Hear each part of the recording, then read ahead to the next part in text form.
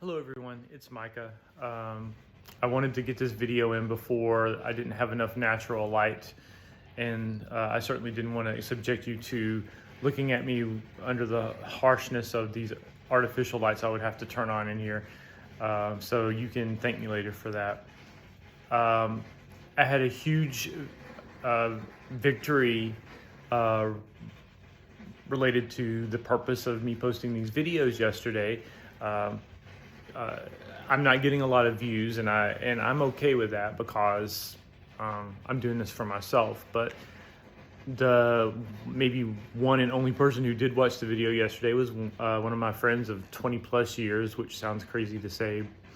And we ended up talking yesterday based on him watching the video.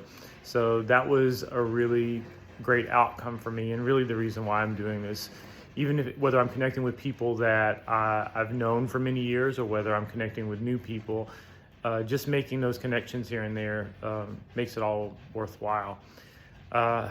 So this is going to be a struggle getting a video up every day, and I may skip a day here and there. But what I'm finding so far is that I'm second guessing myself. I've switched my topic a couple of times, or I thought, oh no, this topic is stupid. And the crazy thing is, I just happened upon an article that was directly related to what I wanted to talk about, but it sort of contradicted my entire point. So it made me further second guess. But if I continue to do that, I know I'll get to a point where I'm paralyzed and I won't post videos at all, because I'm like, wait, I don't think my opinion or my viewpoint is airtight. And that's not really the point. I'm going to be wrong sometimes, and I have to accept that. So again, if I'm ever wrong, or it's more a matter of when and not if, I need people to call me out. I need comments on here saying, hey, you got that entirely wrong. But what I wanted to talk about today is, it's a little random, but it's something that again falls under the category of pet peeves. I don't want to turn into Andy Rooney. For those of you who remember who that was, always complaining about things that don't make sense or aren't quite right in the world. But another pet peeve of mine, a couple of days ago, I riffed on, or was that yesterday? No, that was yesterday, riffing on things that bother me on social media. Well, one other thing that bothers me is when people draw weird analogies that don't entirely map. People want to connect dotted lines sometimes that are, in my mind, not fair to connect. Another way of talking about it is false equivalencies, which is the downfall of the 2016 presidential election, in my opinion. But false equivalencies are everywhere. People are drawing lines between things, drawing comparisons between things that is devoid of context, and that really gets to me. In particular, I want to talk about how that relates to dietary warnings. People are very sanctimonious about their diet preferences. People will not the famous disconnect there is the drug user who's a vegan, who says that they watch very carefully everything that they put into their bodies, but you're not including all these other things of a different classification that you're putting into your body. So I think that's an issue even totally within the dietary realm. And the thing that was stewing in my mind today is this constant, or not constant, I shouldn't say that, but frequently you hear this comparison of sugar in the diet to drugs, or specifically to cocaine, something that's really, or a drug that's really potent, such as cocaine. And people say that, often quote studies that say sugar is more addictive than name your drug here. And I take issue with that. Now, I don't deny that sugar in excess is bad. Sugar, even in moderation, is not great for you.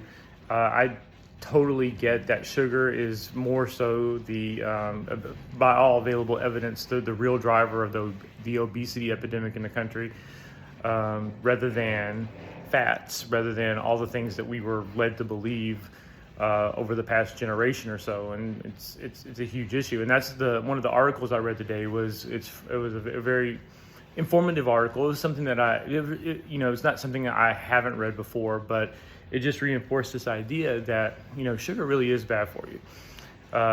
I still eat it. It's a guilty pleasure of mine. But so I'm not being an apologist for sugar, but I also think it's possible to overstate the dangers there. And when you compare it to drugs, you're missing some important context, because at the end of the day, and by the way, at the end of the day will be one of those phrases that you will hear me say if you watch more than 2 of my videos. You will start to get annoyed at me because I like to use that phrase a lot, and I'm going to work on that. But as I was saying, at the end of the day, sugar is carbohydrates. Carbohydrates are primary source of energy for humans.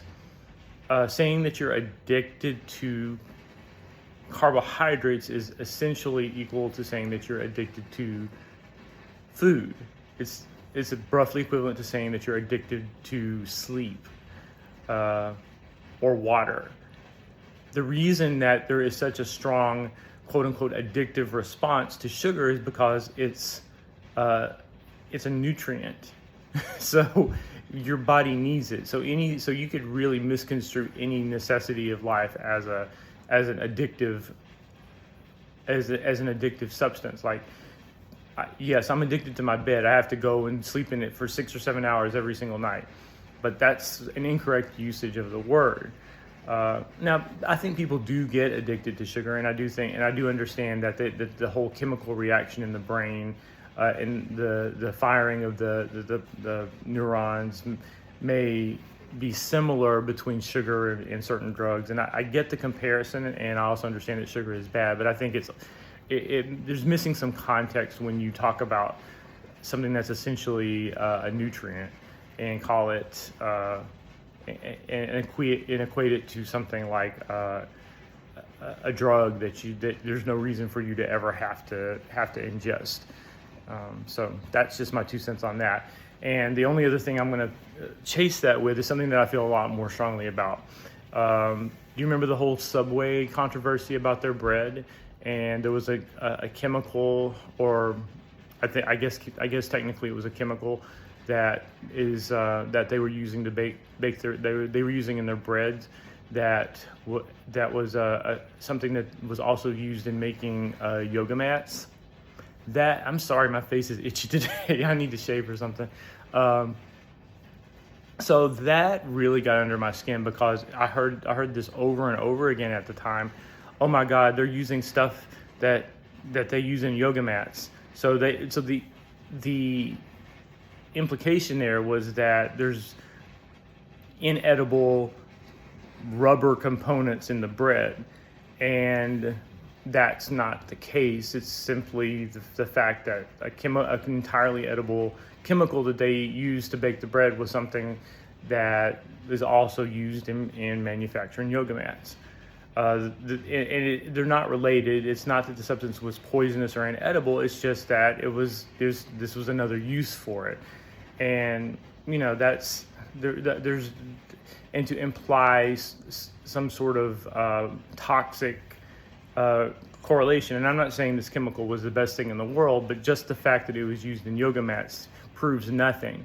The comparison that I gave at the time was that you could say, oh my God, they use water in soup, and they also use water in toilet bowls. Do you want to drink something that goes in a toilet bowl? Well, I mean, water has different purposes in different contexts, and some of it's edible and some of it's not edible. You do not want to drink water out of a toilet bowl, but you definitely want to add water to your soup so you can have soup as opposed to a platter of food that isn't in a broth or a liquid. So that to me was another miscontextualizing, if that's a word, of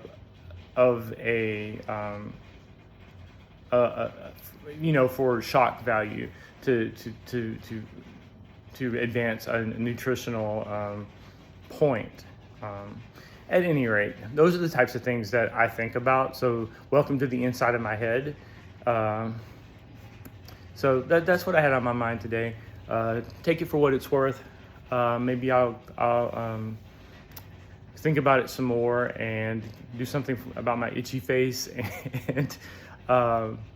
and we'll reconvene tomorrow with a fresh topic from the inside of my head. So until then, take care.